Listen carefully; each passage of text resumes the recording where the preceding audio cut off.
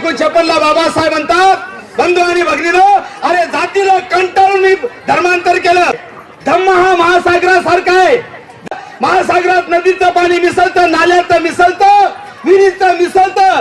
जेव्हा मिसळतं तेव्हा एकरूप होतं. पाणी महासागरात मिसळल्यानंतर ते पाणी नदीचं आहे का, नाल्याचं आहे का, ओढ्याचं आहे का, कोणी ओळखू शकत नाही. धम्मही तसाच आहात. तुम्ही मोठं झाल्यानंतर तुमची दुसरी कोणती ओळख राहत नाही. सोमस, लाडवण, आंदवण, विणकर आजा वाटाय पाहिजे.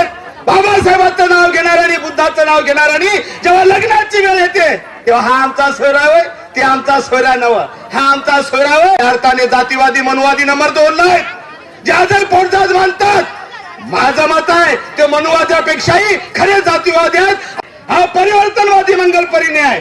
सारा भारत बौद्धमय होण्याच्या दृष्टिकोनातून टाकलेलं पहिलं पाऊल आहे. कारण हा पोट जातीमध्ये आहे.